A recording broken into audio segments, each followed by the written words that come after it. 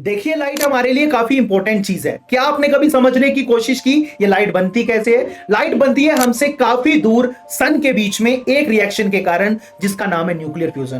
क्योंकि सन की gravitational pull काफी स्ट्रॉन्ग है, तो दो एटम हाइड्रोजन के आपस में फ्यूज होते हैं, जिसके कारण काफी अमाउंट एनर्जी का बाहर निकलता है। ये अमाउंट एनर्जी का इतना ज्यादा होता है, ये आसपास के चार्ज पार्टिकल को वाइब्रेट करता है, जिसके कारण इलेक्ट्रोमैग्नेटिक वेव क्रिएट होती है। लाइट भी एक इलेक्ट्रोमैग्नेटिक वेव है। क्योंकि ये इलेक्ट्रोमैग्नेटिक है, तो इसे कोई मीडियम की जरूरत नहीं, ये इजिली सन से ट्रेवल करते अर्थ में पहुंच जाती है। अब जैसे ही अर्थ में एंटर करती है, ये इंटरेक्ट करती है डिफरेंट डिफरेंट मटेरियल के साथ। वैसे ही जब ये प्लेन मिरर के साथ इंटरेक्ट करती है, तो एक ब्यूटीफुल फिनोमिना देखने को मिलता है, जिसको हम रिफ्लेक्शन ऑफ लाइट बोलते हैं, जिसे हम आज की इस वीडियो में समझेंगे। तो सीधा चलते हैं बोर्ड के ऊपर। हेलो स्टूडेंट, आप सबका स्वागत है। जी आयनु खुशामदीद, स्वागतम, पधारो, स्वागत हुआ, वेलकम यू ऑल। आप जिस भी जगह से मुझे देख रहे हो, आप सबका स्वागत है। इस बेहतरीन से सेशन में बात करेंगे रिफ्लेक्शन ऑफ लाइट की। जितना ये इंपॉर्टेंट आपके बोर्ड्स के लिए है, उतना ही इंपॉर्टेंट ये नीट और जेईई एग्जाम के लिए भी है।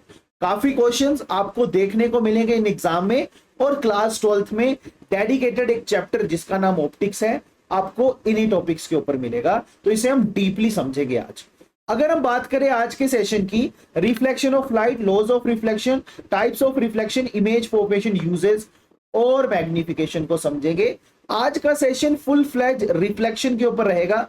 नेक्स्ट में हम रिफ्रैक्शन की बात करेंगे। अगर हम डिस्ट्रीब्यूशन की बात करें, तो 10 मार्क्स का पेपर इस चैप्टर में से बनता है, तो उसी हिसाब से हम इसे अब समझेंगे। सबसे पहला टॉपिक देखिए हमारे पास है रिफ्लेक्शन ऑफ लाइट। नाम ही देखिए सब एक्सप्लेन कर रहा है। रिफ्लेक्शन का मतलब होता है टकरा के वापिस आना। मान लीजिए मैंने बॉल को थ्रो किया और बॉल टकरा के वापिस आई, क्या बोलूंगा? Reflection of ball. कुछ इसी तरह जब लाइट टकराती है किसी मिरर या प्लेन सरफेस के साथ, तो वो वापिस आती है। इस प्रोसेस को हम रिफ्लेक्शन ऑफ लाइट बोल देते हैं। अगर हम डेफिनेशन के अकॉर्डिंग देखें, the phenomena by which a ray of light change the direction of propagation when it strike a boundary between different media through which it cannot pass is described as reflection of light। अगर हम definition के according देखें, तो मान लीजिए light यहां पर propagate कर रही थी, यानी मूव कर रही थी स्ट्रेट लाइन में। जब ये प्रोपागेट कर रही थी, ये एक मीडियम के साथ टकराई, जहां एक बाउंड्री के साथ टकराई जो सेपरेट कर रही है दो मीडियम को। तो इस बाउंड्री ने उसे आगे नहीं जाने दिया, तो लाइट आगे जाने की बजाय अपनी प्रोपागेशन की डायरेक्शन को चेंज कर गई। इसी को हम रिफ्लेक्शन ऑफ लाइट बोलते हैं। यानी लाइट का आना, सरफेस के साथ टकराना और वापिस चले जाना रिफ्लेक्शन कहलाता है। अब अगर हम माइक्रोस्कोपिक लेवल पे देखें क्या होता है, तो हम सबको पता है जो लाइट है वो इलेक्ट्रोमैग्नेटिक वेव है। यानी लाइट को हम क्या बोल सकते हैं? ये ईएम वेव है। अब इलेक्ट्रोमैग्नेटिक वेव में इलेक्ट्रिक फील्ड भी होता है और मैग्नेटिक फील्ड भी होता है। इलेक्ट्रिक फील्ड, मैग्नेटिक फील्ड एक दूसरे के लिए कपल्स की तरह एक्ट करते हैं। इलेक्ट्रिक फील्ड कहता है कि अगर मैं हूं तो मैग्नेटिक फील्ड वहां होना चाहिए। मैग्नेटिक फील्ड बोलता है अगर मैं हूं तो इलेक्ट्रिक फील्ड वहां होना चाहिए। तो ये एक दूसरे की प्रेजेंस चाहते हैं, तो ये एक दूसरे को फॉर्म करना, बनाना शुरू करते हैं जब भी ये मूव करते हैं। तो काइंड ऑफ इनके बीच में एनर्जी ट्रेवल करती है वाइब्रेशन की फॉर्म में, ऐसे आगे की तरफ। अब होता क्या है, जैसे ये किसी भी सरफेस के ऊपर टकराते हैं, अब हर सरफेस हमें पता है एटम का बना होता है, और एटम्स में इलेक्ट्रॉन प्रेजेंट है। तो इलेक्ट्रॉन इस एनर्जी को एब्जॉर्ब कर लेंगे, वाइब्रेट करेंगे और इस एनर्जी को री एमिट करेंगे। इलेक्ट्रॉन एक शरारती बच्चे की तरह यहां पर, जो क्या करता है, जब उसको कोई भी थोड़ा सा पंप दे, वो और उछलना शुरू हो जाता है। जब पंप कम होता है तो वो फिर शांत हो जाता है। ऐसे इलेक्ट्रॉन है, जैसे उसको एनर्जी मिलती है, वो पंप में उछलना शुरू करेगा, वाइब्रेट करना शुरू करेगा, लेकिन थोड़ी देर बाद वो उसी एनर्जी को वापिस ऐसे निकाल देगा। तो इसको हम क्या बोलेंगे? भैया उसने क्या कर दिया? इस एनर्जी को री एमिट कर दिया। ठीक है, यहां पर उसने क्या किया? एब्जॉर्ब किया। यहां पर उसने री एमिट कर दिया। तो इसी री एमिट को कहीं ना कहीं हम क्या बोलते हैं?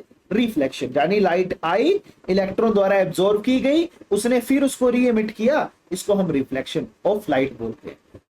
अब हर चीज को या हर लाइट के टकराने को हम रिफ्लेक्शन ऑफ लाइट नहीं बोल सकते। इसके लिए कुछ रूल्स तय किए गए, एक स्पेसिफिक रूल तय किए, लाइक कॉन्स्टिट्यूशन कॉन्स्टिट्यूशन के अकॉर्डिंग चलेगी ना चीजें, जैसे हमारी लाइफ में कॉन्स्टिट्यूशन के अकॉर्डिंग चीजें चलती हैं, वैसे ही लाइट के लिए भी एक लॉज बनाए गए कि भाई अगर लाइट इन लॉज को फॉलो करेगी तो रिफ्लेक्शन ऑफ लाइट हम मानेंगे उसकी, अदरवाइज हम नहीं मानेंगे। बहुत सिंपल रूल है, समझते हैं वन बाय वन। सबसे पहला रूल है कि भाई जो हमारे पास तीन चीजें हैं, अब एक चीज तो हो गई इंसिडेंट रे, ठीक है, एक हो गई रिफ्लेक्टेड रे, अब तीसरी चीज एक बहुत प्यारी सी लाइन है जो कि हमारे पास स्ट्रेट लाइन होगी, 90 डिग्री एंगल होगा इसके सरफेस के साथ, इसे हम क्या बोल देंगे प्यार से, नॉर्मल बोल देंगे। तो ये आ गया हमारे पास नॉर्मल। अब फर्स्ट लॉ क्या बोलता है, ये तीनों चीजें एक ही प्लेन के ऊपर होनी चाहिए तो हम रिफ्लेक्शन मानेंगे। ऐसा नहीं है लाइट इंसिडेंट यहां कर रही है, रिफ्लेक्ट इस प्लेन से बाहर कर रही है तो इस फिनोमिना को हम रिफ्लेक्शन कंसीडर करेंगे, ऐसा नहीं। तीनों अगर सेम प्लेन पे है तो रिफ्लेक्शन कंसीडर होगी, जो कि आप यहां पर देख सकते हो। यहां पर रिफ्लेक्शन नहीं है, यहां पर हम कंसीडर करेंगे। दूसरा जो लॉ है वो तो और सिंपल है कि अगर लाइट टकरा रही है 40 डिग्री एंगल के साथ, ओके, तो रिफ्लेक्ट भी 40 डिग्री एंगल के साथ होनी चाहिए, तभी रिफ्लेक्शन, अदरवाइज नहीं है। यानी इंसिडेंस का एंगल ये जो है और ये जो रिफ्लेक्शन का एंगल है ये आपस में सेम होना चाहिए। कई बार बच्चे कंफ्यूज हो जाते हैं, सर रिफ्लेक्शन का एंगल क्या है और इंसिडेंस का एंगल क्या है। बड़ा सिंपल है, इंसिडेंट रे जो एंगल बनाएगी नॉर्मल के साथ वो इंसिडेंस एंगल है, और जो रिफ्लेक्टेड रे बनाएगी नॉर्मल के साथ वो रिफ्लेक्शन का एंगल है। ये दो रूल्स ही डिसाइड करेंगे, रूल्स डिसाइड करेंगे कि रिफ्लेक्शन हो रही है या नहीं हो रही। अब हमने बात कर ली कि रिफ्लेक्शन के लिए हमें प्लेन सरफेस चाहिए, स्मूथ सरफेस चाहिए।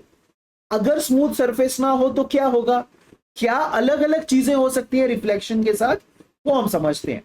अच्छा, सबसे पहले तो ये है कि यार हम अगर स्मूथ सरफेस ले लें, प्लेन सरफेस ले लें एकदम ऐसा, तो क्या होता है लाइट रेज जितनी भी आ रही हैं वो इंसिडेंट करेंगी और सेम एंगल के साथ रिफ्लेक्ट करेंगी, क्योंकि भाई जो हमारे पास यहां पर स्मूथ सरफेस है वो उसे रैंडमली नहीं भेजेगा, वो उसे स्मूथली भेजेगा, रिफ्लेक्ट करेगा।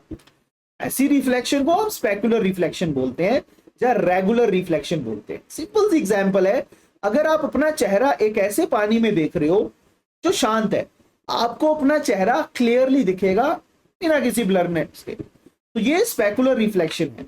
डेफिनेशन के अकॉर्डिंग अगर आप देखें तो स्पेकुलर रिफ्लेक्शन एक क्लियर और शार्प मिरर लाइक रिफ्लेक्शन है जो प्रोड्यूस की जाती है एकदम स्मूथ और यूनिफॉर्मली रिफ्लेक्टिव सरफेस के द्वारा, जो लगभग सारी लाइट को रिफ्लेक्ट करता है जो इसके ऊपर इंसिडेंट करती है। अगर वेरिएशन भी हो तो बहुत कम वेरिएशन होती है रिफ्लेक्शन एंगल के साथ, और ये एलिमिनेट करता है क्या करने के लिए, और ये एलिमिनेट कर देता है चीजों को, लाइक जैसे इमेज ब्लर होगी, नहीं बिल्कुल नहीं होगी, इमेज हैजीनेस होगी, बिल्कुल नहीं होगी। यहां पर ये सारी चीजें इलिमिनेट कर दी जाती है सरफेस के द्वारा। क्यों? क्योंकि भाई प्लेन है, जितनी लाइट आएगी टकराएगी उतनी ये वापस भेजेगा। लेकिन बात डिफरेंट हो जाती है एक ऐसे सरफेस के लिए जो उबड़ खाबड़ और रैंडम है। अब आप खुद सोचो, हमारी कॉमन सेंस है कि अगर लाइट इस साइड पे टकराएगी तो हो सकता है ऐसी चली जाए, इस साइड पे टकराएगी हो सकता है ऐसी चली जाए, इस साइड पे टकराएगी हो सकता है ऐसी चली जाए। अब यहां पर अगर हम एक चीज क्लियरली देखें तो लाइट एग्जैक्ट एंगल के साथ रिफ्लेक्ट होने की बजाय इधर उधर भागना शुरू कर दी है, रैंडमली मूव करना शुरू कर दिया, हम बोलेंगे वो स्कैटर हो गई है। ऐसी रिफ्लेक्शन को हम डिफ्यूज रिफ्लेक्शन बोलते हैं। और कारण आपको पता है कि भाई ऐसा सरफेस हमने ले लिए जो स्मूथ नहीं है। अच्छी एग्जांपल अगर इसकी मैं बताऊं, मान लीजिए आप अपना चेहरा एक ऐसे पानी में देख रहे हो जो अब रेस्ट पे नहीं, हिलता जुलता है, उसमें वेव्स बन रही हैं, तो आपका चेहरा भी कुछ ऐसे हिलता जुलता बनेगा, मतलब क्लियर नहीं देख पाओगे आप अपने आप को, ब्लरी इमेज बनेगी। तो यहां पर इन्होंने बोला भी है जो डिफ्यूज रिफ्लेक्शन है वो होती है जब लाइट टकराती है एक रफ सरफेस के साथ, जिसके कारण जो लाइट रेज है वो स्कैटर करना शुरू कर देती हैं डिफरेंट डायरेक्शन में। क्यों? क्योंकि उसके सरफेस के जो नॉर्मल्स है वो वेरी कर रहे हैं। इसका नॉर्मल कुछ ऐसे बनेगा, इसका नॉर्मल कुछ अलग बनेगा, है ना। तो अलग अलग नॉर्मल बनने के कारण यहां पर जो रिफ्लेक्शन है वो भी डिफ्यूज रहती है, स्कैटर्ड रहती है। अब इसके कारण क्या होता है, ब्राइटनेस है वो हमारे पास रिड्यूस हो जाती है, जिसके कारण हम किसी भी ऑब्जेक्ट को क्लियरली नहीं देख पाते। ये तो हो गया हमारे पास कि स्पेकुलर रिफ्लेक्शन की बात और डिफ्यूज रिफ्लेक्शन की बात। अब हम बात करेंगे, अगर हम एक सरफेस की जगह दो सरफेस लगा दे तो क्या होगा, कितनी इमेजेस बनेगी। यहां पर तो हमें पता है कि हम अपने आप को देख पाते हैं, हम एक हैं और इमेज भी एक ही बनती है। लेकिन क्या हो अगर मैं अब एक सरफेस की जगह दो सरफेस यूज करूं, उसको हम वन बाय वन समझने की कोशिश करते हैं। देखिए, सबसे पहले इस फिनोमिना को हम मल्टीपल रिफ्लेक्शन बोलते हैं। नाम से ही पता चल रहा है, अब एक रिफ्लेक्शन से बात नहीं बनेगी, मल्टीपल टाइम रिफ्लेक्शन होगी, क्योंकि हमारे पास एक से ज्यादा मिरर या सरफेस है। अब ये फिनोमिना आपने ज्यादातर बार्बर शॉप पे देखा होगा।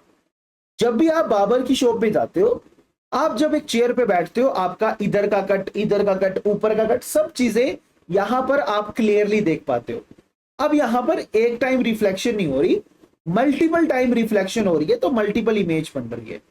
वही इन्होंने डेफिनेशन में भी क्लियरली मेंशन किया है कि जब दो मिरर एक एंगल पे प्लेस किए जाते हैं तो लाइट मल्टीपल टाइम रिफ्लेक्ट होना शुरू हो जाती है, जिसके कारण मल्टीपल इमेजेस बनती है।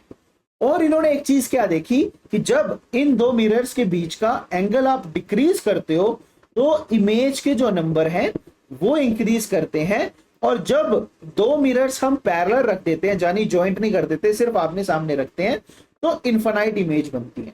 अब ये कैसा होगा, ये टोटली मैथमेटिकल है। बड़ा सिंपल सा फॉर्मूला एक यहां पर हम यूज करेंगे।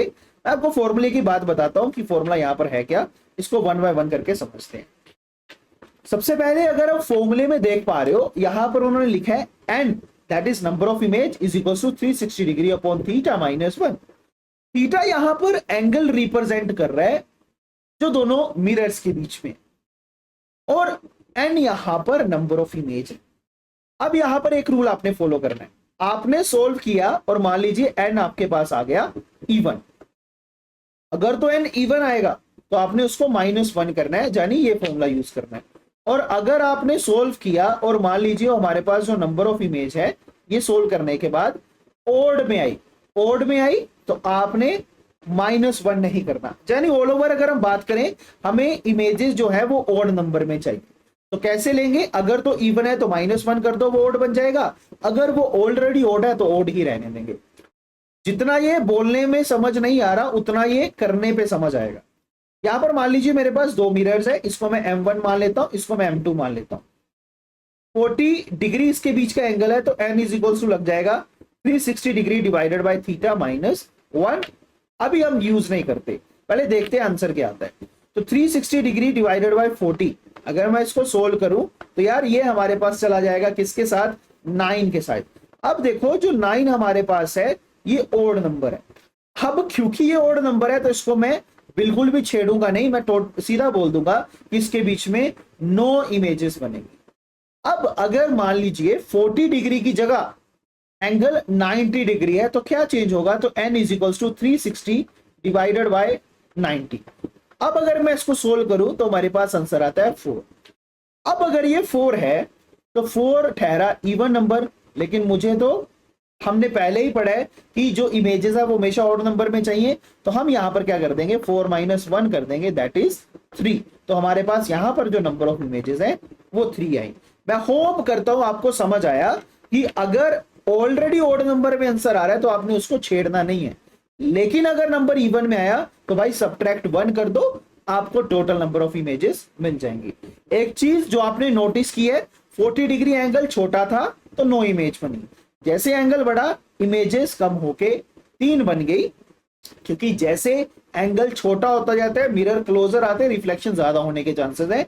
और जो हमारे पास जब एंगल बड़ा होता है तो हमारे पास नंबर ऑफ इमेज कम होना शुरू हो जाती है। अब यहां पर हमने रिफ्लेक्शन, स्पेकुलर, डिफ्यूजन रिफ्लेक्शन और मल्टीपल रिफ्लेक्शन को समझ लिया।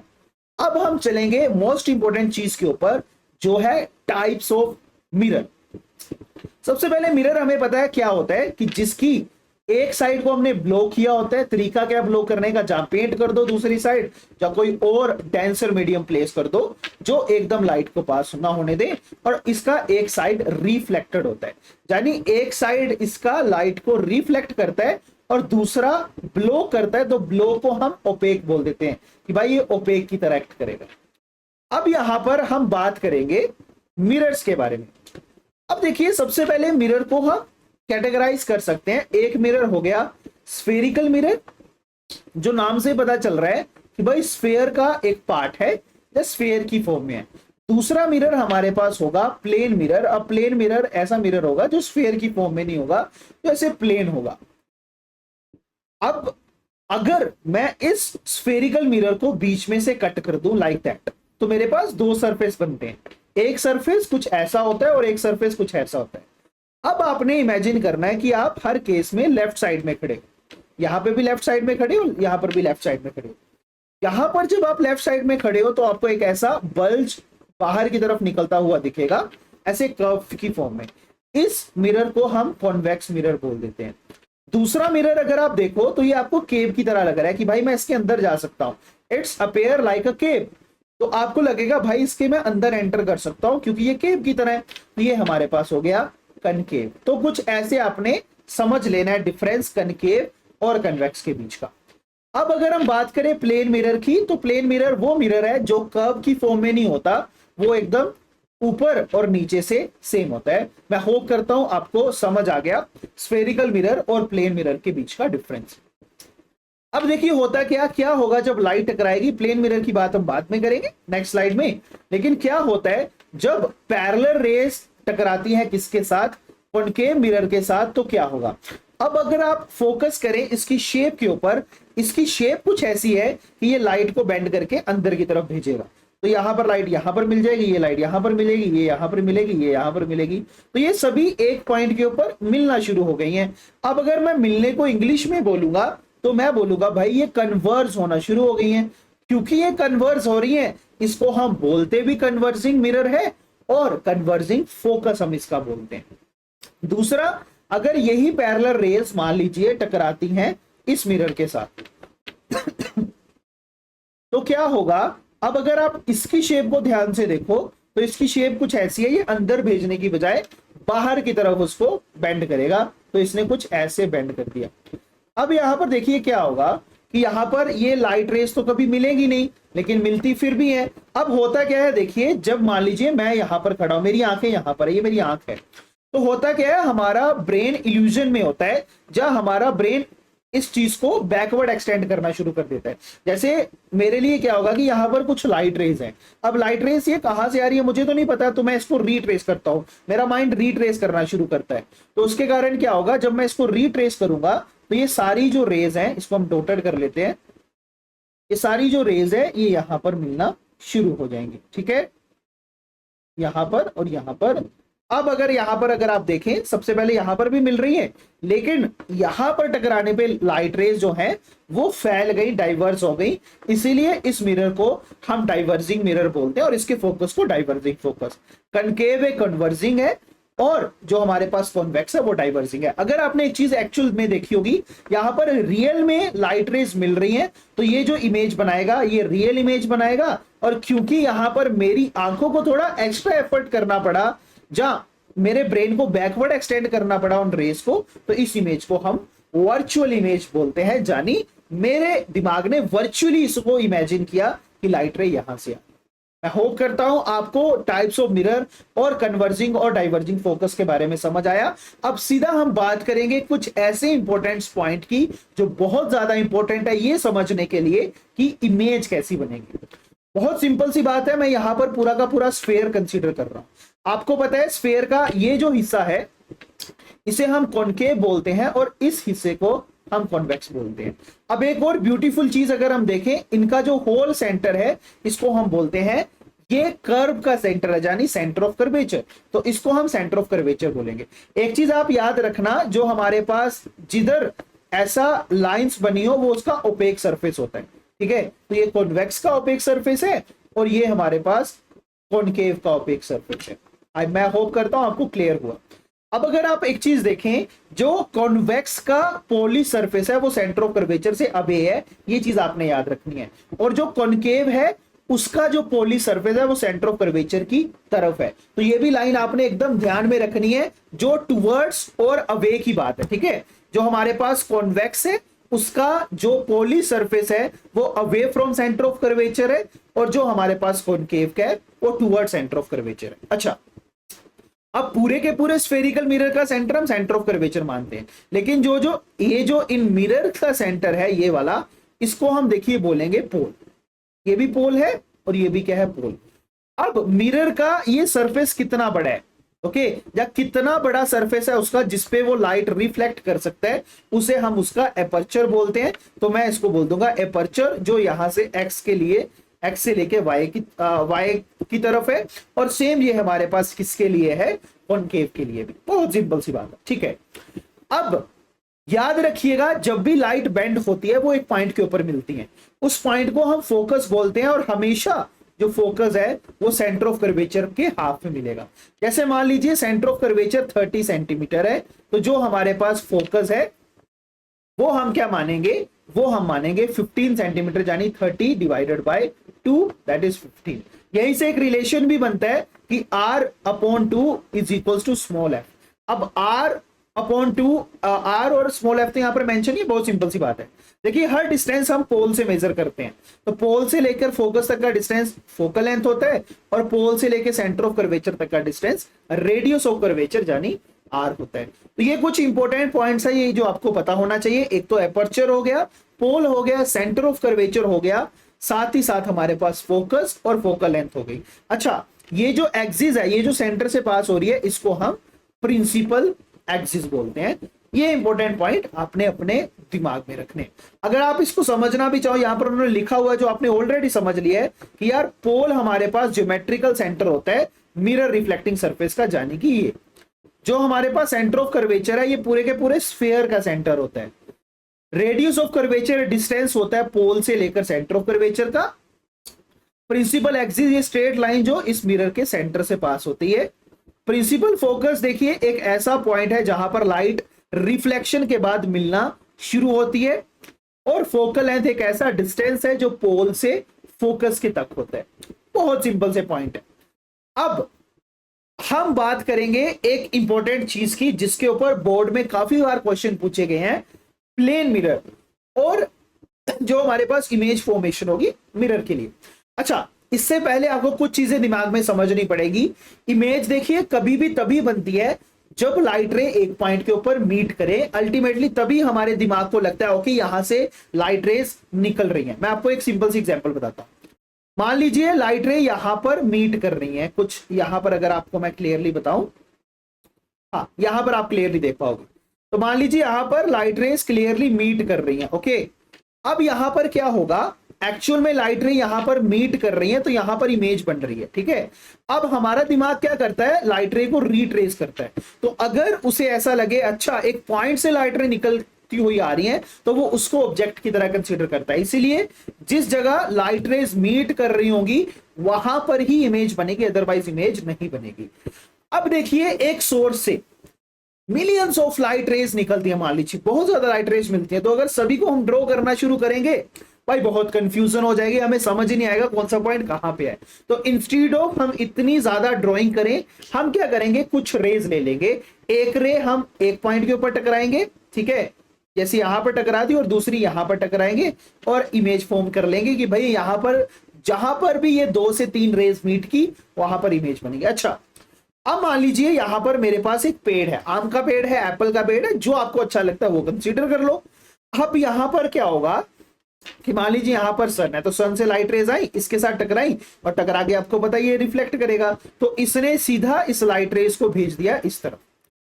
अब अगर आप यहां पर देखें, यहां पर जो एग्जैक्ट एंगल है 90 डिग्री इंसिडेंस का।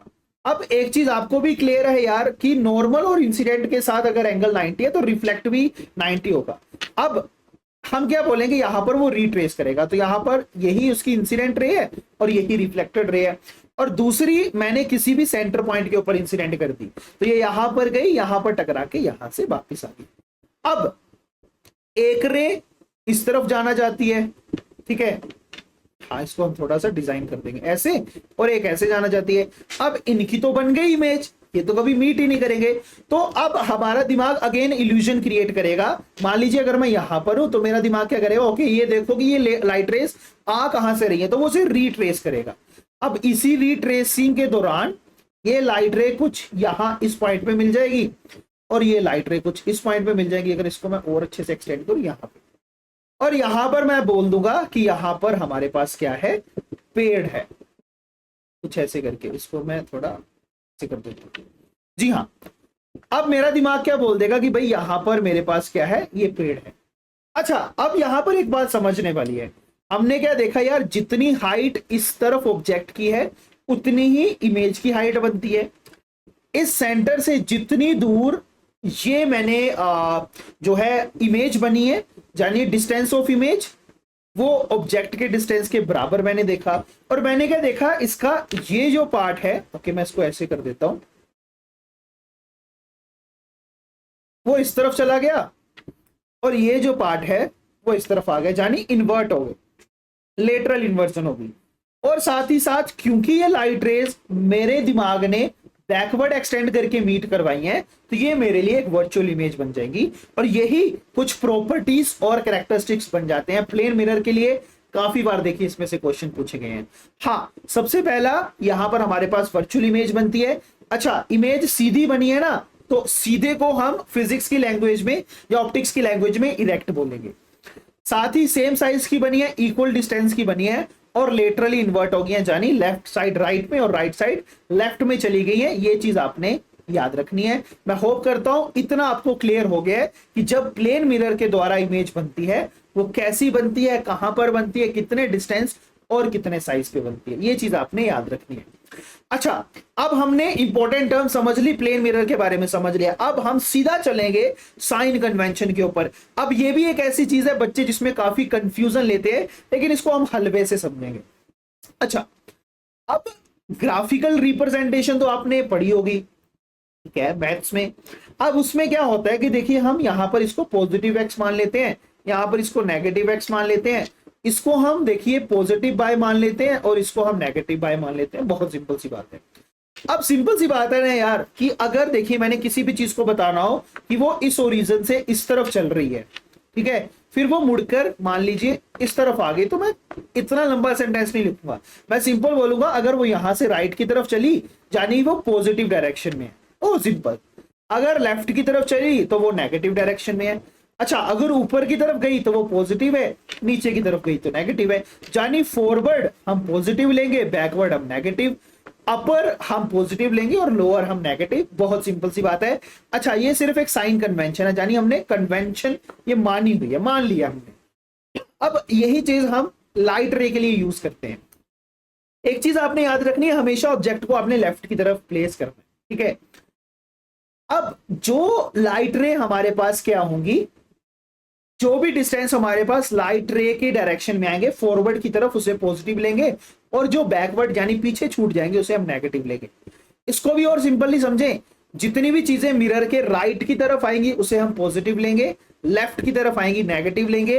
हाइट जो इमेज और ऑब्जेक्ट की अगर ऊपर बनी है, सीधी बनी है, तो उसे पॉजिटिव लेंगे, नीचे है तो उसे नेगेटिव लेंगे। अच्छा, ऑब्जेक्ट के लिए तो यार एक बात पक्की है कि जो हमारे पास ऑब्जेक्ट है वो हमेशा लेफ्ट की तरफ है, तो उसका डिस्टेंस हम हमेशा नेगेटिव लेंगे, और हमारे पास उसकी हाइट हमेशा पॉजिटिव लेंगे। एक चीज यहां पर और समझने वाली है कि हर डिस्टेंस हमने मेजर तो कहां से करना है भाई, पोल से करना है। तो पोल से कितना ऑब्जेक्ट दूरी पे है उसको हम यू मानेंगे, और इमेज कहां पर है वो से हम वी मानेंगे। अब बहुत सिंपल सा लॉजिक है, बच्चों वाली बात लगेगी लेकिन स्टिल काम आती है कि यार जैसे हमारे पास इनिशियल वेलोसिटी को हम यू से डिनोट करते हैं, फाइनल को वी से करते हैं, वैसे ही इनिशियली हम ऑब्जेक्ट प्लेस करते हैं, फाइनल में हमारी इमेज बनती है। तो ये आपने याद रखना है, ऑब्जेक्ट के लिए यू यूज करेंगे और इमेज के लिए हम यूज करेंगे वी। ओके, बहुत सिंपल सी बात है। अब जितने भी डिस्टेंस राइट की तरफ है उसे हम पॉजिटिव लेंगे, जितने भी डिस्टेंस लेफ्ट की तरफ है उसे हम नेगेटिव लेंगे, जितनी हाइट ऊपर की तरफ है उसे हम पॉजिटिव लेंगे, और जितनी हाइट नीचे की तरफ है उसे हम नेगेटिव लेंगे। इसे हम साइन कन्वेंशन बोल देते हैं। एक एग्जांपल अगर हम देख लें तो यार ये हमारे पास है पोल। आपको पता है इसका अगर मैं इसको पूरा कंप्लीट करूं, यानी इसको पूरा सर्कल बनाओ, तो उसका सेंटर ये बनेगा, तो ये आ गया उसका सेंटर ऑफ कर्वेचर। अब half of centre of curvature पे मुझे फोकस मिल जाता है, और यहां पर ऑब्जेक्ट है, तो ये डिस्टेंस को मैं मान लूंगा क्या, यू। अच्छा, अब कमाल की बात देखिए, यहां पर पोल से लेकर जो डिस्टेंस है सी का वो आर है, पोल से लेकर फोकस का है वो स्मॉल एफ है, तो यहां पर स्मॉल एफ भी हम नेगेटिव में कंसीडर करेंगे, आर भी हम नेगेटिव में कंसीडर करेंगे, और यू भी नेगेटिव में कंसीडर करेंगे, क्योंकि लाइट रे तो इस तरफ जा रही है, तो ये जो डिस्टेंस है ये सारे उससे पीछे की तरफ आ रहे हैं, जहां ये सारे डिस्टेंस लेफ्ट की तरफ आ रहे हैं, तो इसे हम नेगेटिव कंसीडर करेंगे। इतनी अगर बात आप समझ गए, आपको लाइफ टाइम कभी भी प्रॉब्लम नहीं आएगी ये समझने में कि हमारे पास सो किस तरफ को नेगेटिव लेना और किस तरफ को पॉजिटिव लेना है। अब एक बहुत इंपॉर्टेंट चीज है जिसको हम रे रूल्स बोलते हैं। अच्छा, स्टिल बच्चे इसमें बहुत कंफ्यूज होते हैं, लेकिन अगर आप ये चार चीजें समझ गए तो आपका जो इमेज फॉर्मेशन है वो हलवा हो जाएगा। इसका सबसे पहला रूल क्या है यार, कि अगर लाइट रे किसी भी पॉइंट के ऊपर टकराती है, लेट्स से यहां पर टकराती है, तो टकराने के बाद ये हमेशा कहां से पास होगी, फोकस से। ये फोकस आ गया, और इसका डबल यहां पे सेंटर ऑफ कर्वेचर आ गया, ये फर्स्ट है। ये कनकेव के लिए है, सेम कन्वेक्स के लिए, कि मान लीजिए लाइट रे यहां पर टकराई, यहां पर टकराई, और टकराने के बाद आपको बताइए यहां पर हो जाएगी। अब कमाल की बात क्या है कि अगर इसको मैं कंप्लीट करूंगा तो इसका सेंटर इधर आएगा, तो इसका ये आ गया सेंटर ऑफ कर्वेचर, और यहां पर फोकस आएगा, तो मुझे वो लिखना पड़ेगा। यहां पर आ गया ये फोकस, और यहां पर आ गया सेंटर ऑफ कर्वेचर। अब यहां पर क्या होगा, सबसे पहले एक चीज और याद रखना, नॉर्मल भी हमें चाहिए। क्यों चाहिए भाई, क्योंकि हमें एंगल ऑफ इंसिडेंस भी तो देखना है और रिफ्लेक्शन भी तो देखना है। तो कैसे आपने नॉर्मल ड्रॉ करना है, जिस लाइन पे जो लाइट है इंसिडेंट कर रही है वहीं से एक स्ट्रेट लाइन बना दो, ठीक है, उसे हम नॉर्मल बोलेंगे। अच्छा ठीक है, अब वापिस आते हैं। अब यहां पर देखिए, ये हमारे पास जो लाइट है ये इंसिडेंट रे है, इसको मैं आई मान लेता हूं, और ये जो लाइट रे है ये रिफ्लेक्टेड है, ठीक है।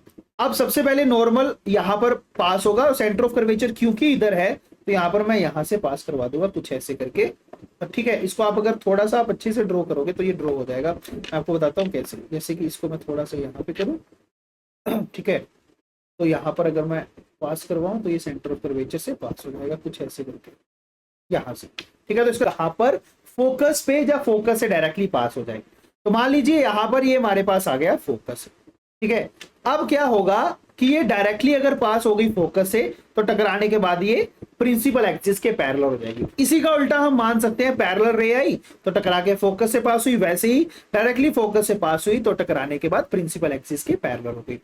अब यहां पर काफी बच्चे जो कंफ्यूज होते हैं वो होते हैं किस केस में, कॉन्वेक्स मिरर के केस में। लेकिन बहुत सिंपल है, समझते हैं कैसे। अब मान लीजिए क्योंकि ये डायरेक्टली फोकस से पास होनी चाहिए, तो मुझे पता है ये डायरेक्टली तो नहीं हो पाएगी, क्योंकि यहां पर वो उसका नेचर है कि वो डाइवर्स करता है। तो यहां पर हम क्या करेंगे, सबसे पहले हमने इंसिडेंट रे ही ऐसे लेके आनी है कि जो कि फोकस की तरफ पॉइंट कर रही हो। अब क्योंकि यहां पर ये ऐसे ही वापस जाएगी, तो इसे बैकवर्ड एक्सटेंड करके मैं यहां से पास करवाने की कोशिश करूंगा फोकस से। ओके, सबसे पहले यहां पर ये आ गई इंसिडेंट रे, और यहां पर हमारे पास टकराने के बाद क्योंकि ये रिफ्लेक्ट कर गई, तो मैं मानूंगा इस तरफ इसकी आ गई रिफ्लेक्शन और रिफ्लेक्टेड रे। अब यहां पर मुझे पता है कि एक नॉर्मल मैं पास करवाऊंगा, और जिस जगह से वो पास होता है वो उसका सेंटर ऑफ कर्वेचर होता है, या सेंटर ऑफ कर्वेचर से ही नॉर्मल पास किया जाता है। तो यहां पर मैं मान लूंगा कि यहां पर आ गया सेंटर ऑफ कर्वेचर। अब इसी लाइन को आपने बैकवर्ड एक्सटेंड करवाना है, क्योंकि ये फोकस से पास हो गई है, तो ये रूल भी सेटिस्फाई होगा, यानी कि पैरेलल आ रही है तो टकराने के बाद फोकस से पास होगी, और डायरेक्टली फोकस से पास हुई है तो टकराने के बाद पैरेलल हो जाएगी। कुछ ऐसा ही हम यहां पर भी देखने को मिल रहा है कि जब लाइट रे आई, टकराई, टकराने के बाद रिफ्लेक्ट हुई, तो हमारे पास ये डायरेक्टली कहां से पास होगी, फोकस से, ठीक है। जहां डायरेक्टली अगर हमारे पास वो फोकस से पास हो रही है तो टकराने के बाद वो पैरेलल हो जाएगी, जो कि आप यहां पर देख पा रहे हो, ये रिफ्लेक्टेड रे है, ये हमारे पास क्या हो गई, पैरेलल हो गई प्रिंसिपल एक्सिस के साथ। बहुत सिंपल सी बात है। अगर हम बात करें अब अगले की, तो मान लीजिए अगर डायरेक्टली सेंटर ऑफ कर्वेचर से पास हो रहा है, सबसे पहली चीज तो यार हमें इतनी चीज तो क्लियर है कि सेंटर ऑफ कर्वेचर पे ही नॉर्मल बनता है, तो यहां पर जैसे लाइट आएगी सेम पाथ को फॉलो करते हुए वापस आएगी। तो इंसिडेंट रे और reflected ray same path follow करती है। अब कुछ ऐसा ही हमारे पास सेंटर ऑफ कर्वेचर के लिए है जो हमारे पास कॉन्वेक्स मिरर का है। अब यहां पर एक चीज आपने दिमाग में रखनी है, जैसे यहां पर फोकस में हमने क्या किया, लाइट को इंसिडेंट ही वहां पर करवाना है जहां पर वो पॉइंट कर रही हो उस पॉइंट को। जैसे यहां पर सेंटर ऑफ कर्वेचर है तो मैं डायरेक्टली यहां पर ही पॉइंट करवाऊंगा। तो यहां पर मैं क्या करूंगा, लाइट रे को बैकवर्ड एक्सटेंड करूंगा। तो यहां पर ये बैकवर्ड एक्सटेंड हो गई कुछ ऐसे करके अच्छे से, ओके यहां से हो, ठीक है। तो यहां पर हमारे पास ये सेंटर ऑफ कर्वेचर आ गया। अब यहां पर अगर आप देखो इंसिडेंट रे और रिफ्लेक्टेड रे दोनों का पाथ हमारे पास क्या है, सेम। और फोर्थ और द मोस्ट इंपॉर्टेंट, अगर मान लीजिए लाइट रे आई और टकरा के पोल पे गई तो वो सेम एंगल बना के प्रिंसिपल एक्सिस के साथ वापिस चली जाएगी। ये हमारे पास आ गया fourth and the most important rule. ये आप कॉन्वेक्स मिरर के लिए भी ध्यान में रख सकते हो, कुछ ऐसा ही कॉन्वेक्स मिरर के लिए भी होगा। मैं होप करता हूं ये रे रूल्स आपको समझ आए हैं, क्योंकि अब डायरेक्टली हम इमेज फॉर्मेशन की तरफ बढ़ेंगे जो इस सेशन का one of the last topic है। उससे पहले कुछ चीजें आपने याद रखनी है। जब भी ऑब्जेक्ट से इमेज उल्टी बने इसको हमने इन्वर्टेड इमेज बोलना है। जब भी हमारे पास ऑब्जेक्ट की जैसी इमेज बने यानी सीधी इमेज बने, इस इमेज को हमने इरेक्ट इमेज बोलना है। ऑब्जेक्ट बड़ा है इमेज छोटी है, इस इमेज को हमने डिमिनिश्ड इमेज बोलना है। और ऑब्जेक्ट छोटा इमेज बड़ी बन गई है, इसको हमने मैग्नीफाइड इमेज बोलना है, ठीक है। और ये आपको पता है अगर एक्चुअल मीट हो रहा है तो हमारे पास रियल इमेज है, और बैकवर्ड एक्सटेंड कर रहा हमारा माइंड तो हमारे पास ये वर्चुअल इमेज है। ये इमेज के टाइप्स आपने याद रखने हैं। अब यहां पर सबसे पहले हम इमेज फॉर्मेशन करने जा रहे हैं कॉनकेव मिरर के लिए। सबसे पहली चीज, कॉनकेव मिरर में अगर आप देखो तो 3 पॉइंट एक्शन में है, पोल, फोकस और सेंटर ऑफ कर्वेचर। तो हमने ऐसे ही खेलना है। कई बार हमने सेंटर ऑफ कर्वेचर के परे रखना है ऑब्जेक्ट, कई बार हमने बीच में रखना है, कई बार हमने यहां पर रखना है, ठीक है। ये चीज हमने करनी है। तो यहां पर मान लीजिए ऑब्जेक्ट इंफिनिटी पे है, बहुत दूर है। तो जब भी बहुत दूर से यार लाइट आती है, अगर आप यहां पर लाइट रेज देखो, मान लीजिए ये सोर्स है और यहां से लाइट रे डाइवर्स हो रही है, तो अगर आप देखो बहुत दूर से जब ये आती है तो कई एक पॉइंट पे जाके ये पैरेलल होना शुरू हो जाती है। तो यही हम मान लेंगे कि ये लाइट रेज क्या हो गई है, पैरेलल हो गई है। तो पैरेलल लाइट रेज आ रही है तो ये हमारे पास क्या होगा, मैं आपको एक बार फिर से क्लियर करता हूं। पैरेलल लाइट रेज आती हैं तो होने के बाद आपको बताइए कहां से पास होगी, फोकस पे। तो जो इमेज बनेगी वो रियल और इन्वर्टेड बनेगी, और कहां पर बनेगी हमारे पास, फोकस के ऊपर। सबसे पहली बात ये आपने याद रखनी है। अब इसी का उल्टा देख लीजिए, मान लीजिए ऑब्जेक्ट इंफिनिटी पे था तो इमेज कहां पर बनी, फोकस पे। अब मान लीजिए अगर मैंने ऑब्जेक्ट फोकस के ऊपर रखा है तो क्या होगा, कुछ नहीं होगा। जैसे लाइट रे यहां पर हमारे पास क्या करेंगे, इसके साथ टकराएंगी। इसको मैं छोटा कर लेता हूं लाइन को, या तो टकराने के बाद ये हमारे पास क्या हो जाएंगी, ऐसे पैरेलल हो जाएंगी। तो अगर ऑब्जेक्ट हमारे पास फोकस है तो इमेज इंफिनिटी के ऊपर बनेगी। तो एक दूसरे को उल्टा खेलेंगे ये, ठीक है। अब दूसरा, अगर object beyond centre of curvature है, बहुत बड़ी बात है। तो यहां पर हम सिंपल सी बात है, पहले एक लाइट रे इंसिडेंट करवाएंगे किसी भी पॉइंट के ऊपर, यहां पर करवा दी। आपको पता है टकराने के बाद ये कहां से पास होगी, फोकस से। तो मान लीजिए ये हमारे पास पास होगी डायरेक्टली फोकस से। दूसरी आप टकरा देना पोल के ऊपर, और जहां पर ये लाइट रेज मिलेंगी वहां पर हमारे पास क्या बनेगी, इमेज बनेगी। तो यहां पर हमारे पास क्या बन गई, इमेज बन गई यहां पर, ठीक है। अच्छा अब यहां पर, हाँ यहां पर इमेज बन गई। अब यहां पर इमेज बन गई ये। अब यहां पर सबसे पहली चीज तो आप देखो, अगर ऑब्जेक्ट मैंने बियॉन्ड सेंटर ऑफ कर्वेचर रखा है, ठीक है, बियॉन्ड सेंटर ऑफ कर्वेचर रखा है, तो इमेज बनी सेंटर ऑफ कर्वेचर और फोकस के बीच में, ठीक है। और इमेज कैसी बनी, एक तो उल्टी बनी इन्वर्टर, और छोटी बननी है तो हमारे पास क्या आ गई है, एक तो रियल आ गई क्योंकि एक्चुअल मीट से बनी है, और दूसरी हमारे पास क्या आ गई, क्योंकि ये उल्टी बनी है तो इन्वर्टेड। मैं बोलूंगा रियल और इन्वर्टेड इमेज बनी है। अब ऑब्जेक्ट अगर सेंटर ऑफ कर्वेचर के बियॉन्ड था तो between centre of curvature and focus image बनी। अब अगर मैं सेंटर ऑफ कर्वेचर और फोकस के बीच में रखूंगा तो क्या होगा, beyond centre of curvature image बनेगी। इसको हम देख भी लेते हैं एक बार। अब यहां पर क्या होगा, मान लीजिए यहां पर लाइट रे गई, टकराई, और टकराने के बाद आपको पता है पास होगी कहां से, फोकस से। तो मैंने इसको पास कर दिया सीधा सीधा या फोकस से। अब दूसरी लाइट रे टकराई मान लिए पोल के साथ, तो ये टकराने के बाद यहां से पास हुई। तो यहां पर अगर आप देखो ये मीट कर रही है, अच्छा थोड़ा ये ऊपर नीचे हो जाएगा डायग्राम क्योंकि काफी छोटे हैं और लिखने में थोड़ा वैसा हो रहा है। तो ये हमारे पास यहाँ पर क्या आ गया ऑब्जेक्ट, मान लीजिए ए बी है तो ये आ गया बी डैश ए डैश। सबसे पहले तो ये क्या हुआ यार, एक्चुअल मीट से बनी है, क्योंकि एक्चुअल मीट से बनी है तो रियल है, उल्टी बनी है इन्वर्टेड है, और काफी बड़ी बनी है तो ये हमारे पास मैग्नीफाइड है। ठीक है, ये हमें समझ आ गया कि अगर ऑब्जेक्ट सेंटर ऑफ कर्वेचर और फोकस के बीच में तो इमेज बियॉन्ड सी बनेगी। अब ऑब्जेक्ट अगर सेंटर ऑफ कर्वेचर के ऊपर है तो क्या होगा, बहुत सिंपल है, उसी के ऊपर ही इमेज बनेगी। इसको भी एक बार समझ लेते हैं। यहां पर लाइट रह गई, टकराई, इसको हम छोटा कर लेते हैं। टकराने के बाद पास हुई फोकस से, पोल के ऊपर टकराई और यहां पर हमारे पास ये कुछ, इसको मैं चेंज करना पड़ेगा, हाँ कुछ ऐसा करके, और ये पोल के ऊपर टकरा के भी ये ऐसी हो गई तो यहां पर हमारे पास जब मीट करेंगी, हाँ अच्छा जब आप ये ज्योमेट्रिकली इसको बनाओगे ना पूरा मेजर करके तब ये सही हो जाएगा। अभी ये क्या हो रहा है कि यहाँ पर इसको मुझे मूव करने में दिक्कत आ रही है। ठीक है, तो यहाँ पर हमारे पास जो इमेज है वो भी कहां पर बनेगी, सेंटर ऑफ कर्वेचर के ऊपर। इमेज एक तो एक्चुअल मीट से बनी है तो रियल है, उल्टी बनी है इन्वर्टेड, और सेम साइज की बनेगी, तो ये भी आपने चीज याद रखनी है। अच्छा अब लास्ट केस आ गया हमारे पास, क्या हो अगर मैं फोकस और पोल के बीच में रखूं।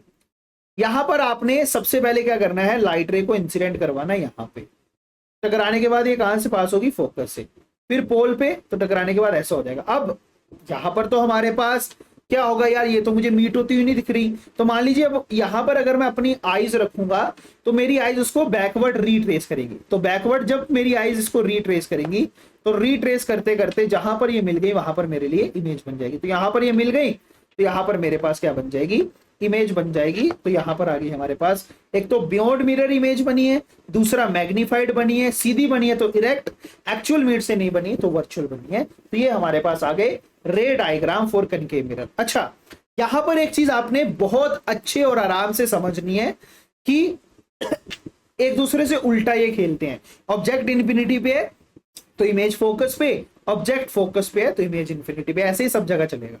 अब एक चीज और याद रखनी है, जब भी ऑब्जेक्ट को आपने सेंटर ऑफ फोकस से इस तरफ रखा है, आउटसाइड रखा है, तो इमेज हमेशा रियल और इन्वर्टेड बनेगी, कभी भी देख लेना।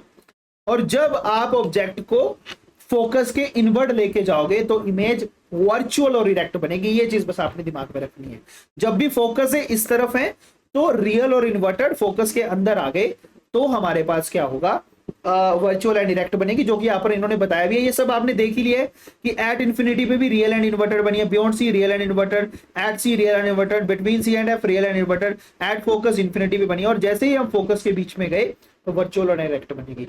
ये सब आपने देख ही लिया है कि हमारे पास इन्फिनिटी के ऊपर हाईली डिमिनिश बनी है, बियॉन्ड सी डिमिनिश बनी है, सी के ऊपर सेम साइज बनी है, between C and F and large बनी है, एट एफ हमारे पास इन्फिनिटी चलेगी और बिटवीन एफ एंड लार्ज हुई है। एक चीज आपने और याद रखनी है, जैसे जैसे हम पोल की तरफ बढ़ेंगे, जैसे जैसे हम पोल की तरफ बढ़ेंगे तो इमेज का डिस्टेंस बड़ा होता जाएगा। ये भी चीज आपने याद रखनी है, ये जानी कि जितना हमारे पास इमेज का डिस्टेंस जानी बी इंक्रीज होगा उतना ही हमारे पास जो इमेज है वो मैग्नीफाइड बनेगी। ये 2-3 पॉइंट आपने याद रख लिए तो बस सब क्लियर है। अच्छा अब ऐसा ही कन्वेक्स के लिए होता है। अब कन्वेक्स के लिए सिर्फ 2 ही केस है, कारण क्योंकि इसके बाकी सारे पॉइंट जो है वो राइट की तरफ है, यहां पर सिर्फ 2 ही पॉइंट है, एक तो आ गया पोल और एक आ गया हमारे पास ये पॉइंट और एक आ गया इन्फिनिटी। तो सबसे पहले हमारे पास आ गया कि इन्फिनिटी के ऊपर है तो यहां पर जैसे ये टकराएगी तो टकराने के बाद आपको पता ही है क्या हो जाएगी, पैरेलल हो जाएगी। लेकिन हम इसको क्या कर देंगे यार, बैकवर्ड एक्सटेंड कर देंगे जैसे करके, हाँ बैकवर्ड जब इसको हम एक्सटेंड करेंगे तो जिस पॉइंट के ऊपर जाके ये मिल गई वहां पर इमेज बन गई। तो हमने क्या देखा, ये फोकस के ऊपर मीट कर रही है तो object at infinity, image focus के ऊपर बनेगी। अच्छा दूसरे अगर मैं यहां पर क्या कर दूं, उसको रख दूं कहां पर, इन्फिनिटी और पोल के बीच में, तो क्या होगा।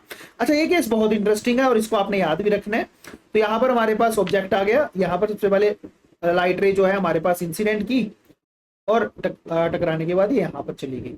दूसरी मैं यहां पर इंसिडेंट करवा रहा हूं, मान लो इस पोल के ऊपर और यहां पर हो गई। अब यहां पर हमारे पास क्या होगा, एक चीज याद रखनी है कि मैं इसको बैकवर्ड एक्सटेंड करूंगा। अब बैकवर्ड ऐसे एक्सटेंड करूंगा तो ये एक तो यहां से पास हो गई, दूसरी यहां से पास हो गई। तो हाँ इसको थोड़ा सा आप ऐसे रखिए, हाँ जैसे मैं इसको बैकवर्ड एक्सटेंड करूंगा तो हमारे पास जो इमेज है वो कहां पर बनी, पोल और फोकस के बीच में बनी, यहां पर। ठीक है, तो ये चीज आपने याद रखनी है, जब ऑब्जेक्ट को आप इन्फिनिटी और पोल के बीच में रखते हो तो इमेज हमारे पास पोल और किस में बनती है, फोकस के बीच में। कुछ चीजें आपने याद रखनी है। एक तो सबसे पहले जो हमारे पास कॉन्वेक्स मिरर है, इसके लिए जो हमारे पास इमेज है वो हमेशा वर्चुअल बनती है और छोटी बनती है, यानी डिमिनिश बनती है। लेकिन सीधी बनती है तो हमारे पास क्या आएगा, इरेक्ट। तो ये चीज आपने याद रखनी है, इसके सभी केसेस के लिए ये है। हाँ ठीक है, ये मैं होप करता हूं आपको क्लियर हो गया कॉन्वेक्स और कनकेव के लिए। अब इसके यूजेस की बात करेंगे। सबसे पहला जो हमारे पास कॉनकेव मिरर है, इसका यूज कुछ ऐसी चीजों में होगा जहां पर इसकी प्रॉपर्टी यूज होगी। जैसे इसकी एक प्रॉपर्टी क्या है कि जैसे लाइट रे इसके साथ टकराती है तो टकराने के बाद ही उसको पैरेलल कर देता, तो हम कई जगह ऐसी यूज करेंगे जहां पर हमें पैरेलल चाहिए। दूसरा, ये ऑब्जेक्ट को डिमिनिश कर देता है और उसकी रियल इमेज बनाता है, तो हमें ऐसा भी इसका यूज करना पड़ेगा जहां पर हमें डिमिनिश इमेज की जरूरत होगी। तो ऐसा ही यहां पर देखिए इन्होंने किया है। सबसे पहले टॉर्च, सर्च लाइट और हेडलाइट में यूज होता है, क्योंकि ये लाइट को पैरेलल कर देता है जब ऑब्जेक्ट को हम या लाइट सोर्स को फोकस पे रखते हैं। दूसरा, शेविंग मिरर, क्योंकि शेविंग के लिए एक तो हमें इरेक्ट इमेज चाहिए, ऐसा तो नहीं आप उल्टा फेस देके शेविंग करोगे, और थोड़ी बड़ी इमेज चाहिए ताकि मैं हर एक चीज तो देख पाऊं, तो इसलिए शेविंग मिरर में यूज होता है। डेंटिस्ट मिरर में भी देखिए ये हमारे पास यूज होता है, क्योंकि ये मैग्नीफाइड इमेज देता है और सोलर फर्नेस पे यूज होता है। क्यों? क्योंकि ये पैरेलल आने वाली लाइट रे को फोकस कर देता है एक पॉइंट के ऊपर। ऐसा ही कॉन्वेक्स मिरर का यूज हमारे पास क्या होता है, सबसे पहले रेयर व्यू के लिए होता है, क्योंकि सबसे पहले तो रेयर व्यू के लिए हमें सीधी इमेज चाहिए, सीधी और इरेक्ट चाहिए, जो कि कॉन्वेक्स मिरर में इजिली पॉसिबल है। और साथ ही हमारे पास सेफ ड्राइविंग के साइड मिरर के लिए भी यूज होता है, रियर व्यू के लिए भी होता है, साइड मिरर के लिए भी होता है। और इसका सिंपल सा कारण आपको पता है, क्योंकि ये रियल और ये हमारे पास क्या करता है, इरेक्ट और डिमिनिश्ड इमेज देता है। अच्छा, कई बार आपने ये भी देखा होगा कि ये हमारे पास सर्विलेंस मिरर में यूज होता है। क्यों? क्योंकि ये डाइवर्जेंस करवा देता है, तो वाइड एंगल व्यू हमें प्रोवाइड करवाता है। अच्छा, अब लास्ट चीज अगर आपने एक चीज अगर आपने देखी होगी तो मिरर जो हमारे पास रे डायग्राम है, इसमें हम खेल रहे हैं किसके साथ, फोकस के साथ। ठीक है, और जैसे हम फोकस के इधर जा रहे हैं तो ऑब्जेक्ट हमारे पास क्या हो रहा है, इमेजेस रियल बन रही हैं और इन्वर्टेड बन रही हैं। इधर जा रहे हैं तो इमेज जो हमारे पास वर्चुअल और इरेक्ट बन रही है। जैसे हम इस तरफ बढ़ रहे हैं तो इमेज का जो साइज है वो बढ़ता जा रहा है, मैग्नीफाइड होती जा रही है। तो हमने क्या देखा, मेन फोकस को चेंज करने से या फोकस के आगे पीछे जाने से हमारे पास क्या हो रहा है, इमेज के डिस्टेंस और ऑब्जेक्ट के डिस्टेंस में क्या आ रहा है, चेंज। तो इसी के मैथमेटिकल रिप्रेजेंटेशन को हम प्यार और दुलार से बोल देते हैं भाई मिरर फॉर्मूला, जो कि एक सिंपल सा रिलेशन है किस किस के बीच में, फोकल लेंथ, इमेज का डिस्टेंस और ऑब्जेक्ट के डिस्टेंस के बीच में, जो कि है 1/f equals to 1/v plus 1/u।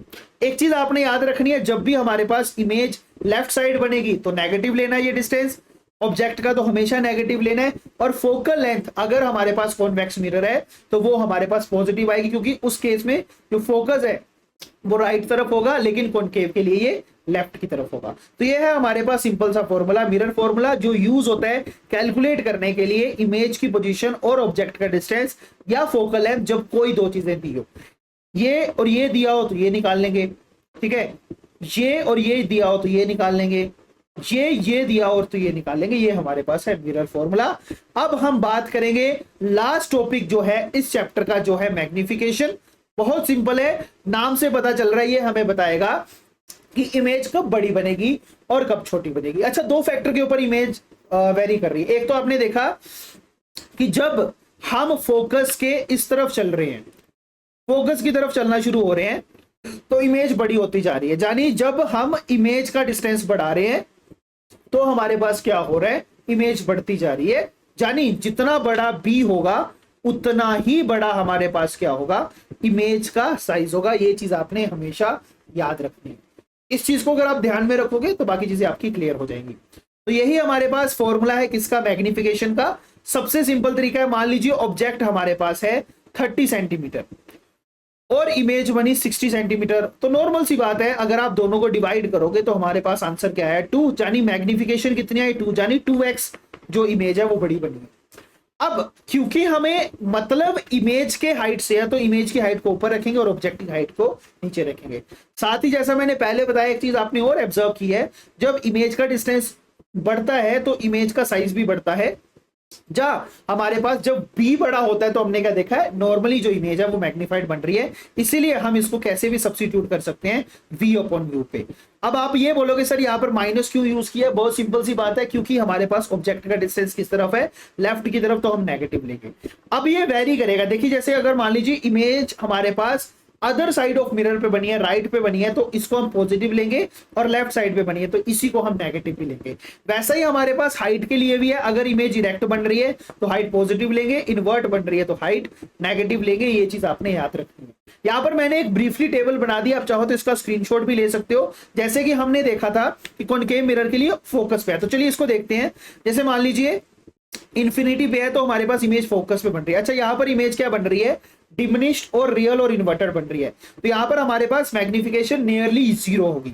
Beyond centre of curvature है, बियॉन्ड सेंटर ऑफ कर्वेचर अगर आपने देखा होगा तो इमेज एक तो उल्टी बन रही है, इन्वर्ट बन रही है और छोटी बन रही है, तो इसलिए यहां पर हमारे पास क्या बनेगी, डिमिनिश्ड और मैग्निफिकेशन क्या है यहां पर लेस देन 1 है। क्यों लेस देन 1 है भाई, क्योंकि हमारे पास मैग्निफिकेशन का formula height of image upon height of object, क्योंकि ये छोटा है और ये बड़ा है, इसका मतलब जैसे ये 2 हो गया, ऊपर वाला नीचे वाला 4 है, तो हमेशा लेस देन 1 वैल्यू आएगी, तो यहां पर ये लेस देन 1 आ गई, रियल और इन्वर्टेड है। अच्छा, सेंटर ऑफ कर्वेचर के ऊपर अगर आप देखो तो इमेज का साइज और हाइट, जो हमारे पास इमेज की हाइट और ऑब्जेक्ट की हाइट सेम है, तो यहां पर मैग्निफिकेशन 1 आ गई।